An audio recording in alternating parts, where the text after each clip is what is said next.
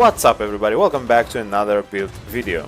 Guys, in this video we're gonna showcase the best builds in Remnant 2 so far. If you think that I missed a build, comment down below what build was that. Without further ado, let's jump into it. The first build in our list is the Deceit build. This build is perfect for bosses with no weak spot.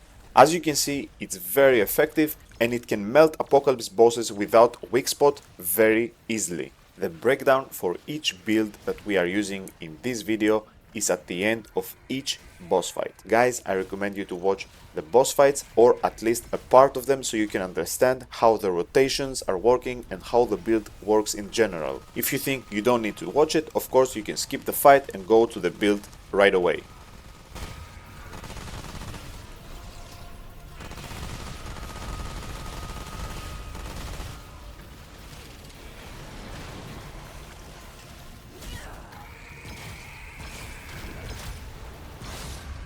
For the Deceit build we are going Hunter, Gunslinger, Leto Mark full set except legs. Our relic fragments are 10% range crit chance, 20% range crit damage and 15% weak spot damage. Use whatever relic you like. On our Deceit we have Twisted Wounds. On our handgun we have Song of Aether and Momentum, MP60. Our amulet of choice is Abrasive Whetstone. Our first ring is Ring of Flow Beauty, Zania's Malice, Probability Cord and Fairin Sigil. And here you can see the traits. Our second build is the Crescent Moon Bow build. This build is very reliable, it is super fun and very effective. You can crank up this build to do insane numbers, but the way that we are gonna showcase is the most reliable way to use the Crescent Moon or any bow in that matter. Enjoy the fight.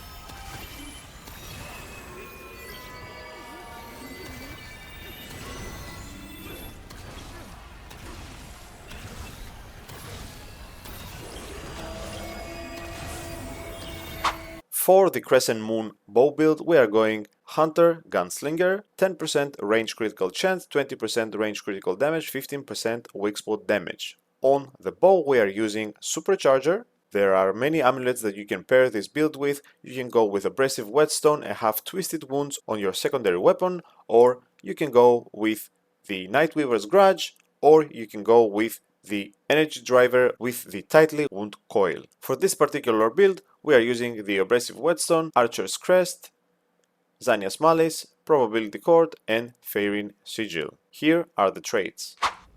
The third build in our list and my personal favorite is the Mod Mage build. It is a very high elemental damage build with insane DPS and burst damage. Build breakdown at the end of this fight. Enjoy the fight.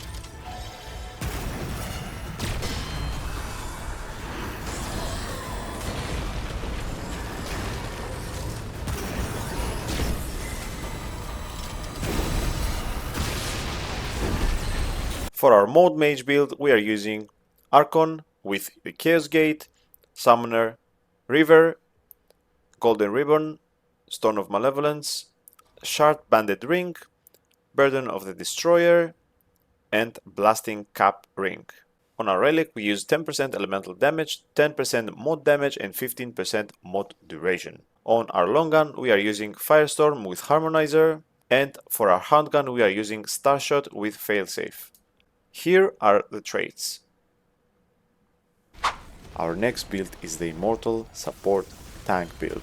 Guys, this build is the most useful build you can run in Apocalypse group fights. You can use this build solo, as I did. You can pretty much tank almost every Apocalypse boss, and as you can see in this particular clip, I am tanking a Spiteful Vicious Cancer with this build. I think I only dodged once and everything else is being tanked. Enjoy the fight.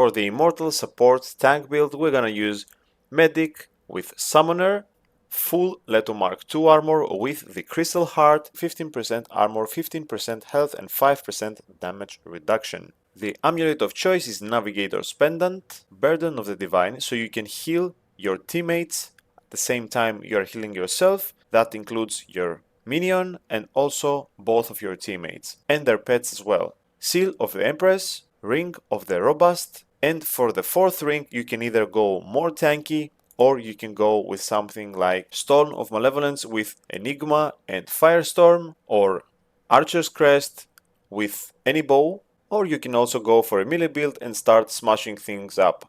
Customize the build on your playstyle. Here are the traits. The most important part of the traits is the Strong Bag.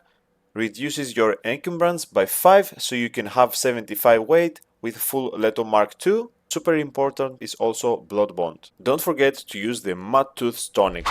Our next build is a Bleeding Nightfall build, which was very powerful at the release of this game and still is.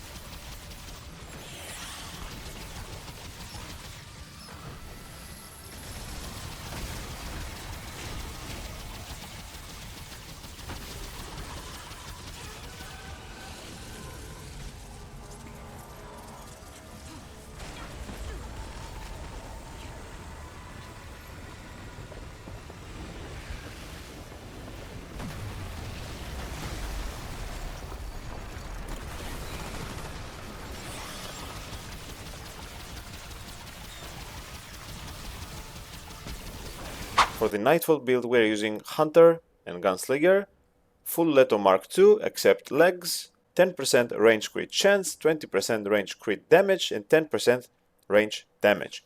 Use whatever relic you like. On the Nightfall we are using Momentum. On our MP60 we are using Song of Aether with Twisted Wounds, Abrasive Whetstone, Fairing Sigil, Probability Cord, Zania's Malice and Burden of the Destroyer. Here you can see the traits. And our final build is one of the community's favorite shotgun swap Sporebloom build. Enjoy the fight!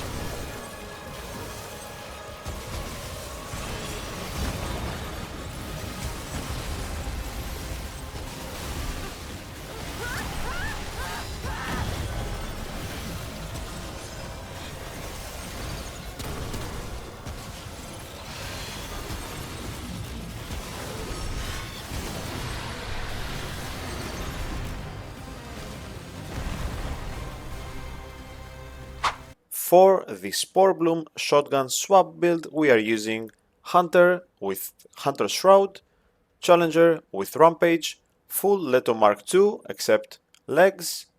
On our relic we are using 10% range crit chance, 20% range crit damage and 15% weak spot damage. Our amulet of choice is Abrasive Whetstone, Provisioner's Ring, Probability Cord, Zania's Malice and Ring of Flawed Beauty. We are using Double Barrel with Twisting Wounds, Sporebloom with Bandit, and don't forget to use Tranquility Font so you can reduce your spread by 35%. Here you can see the traits. There is also a trick that you can do with the hyperconductor. You can use your skills and then replace them with your amulet of choice and still have 2 charges of your skills left. This is a bonus build that we could not take away from this video, guys. The Arbalest Boar build.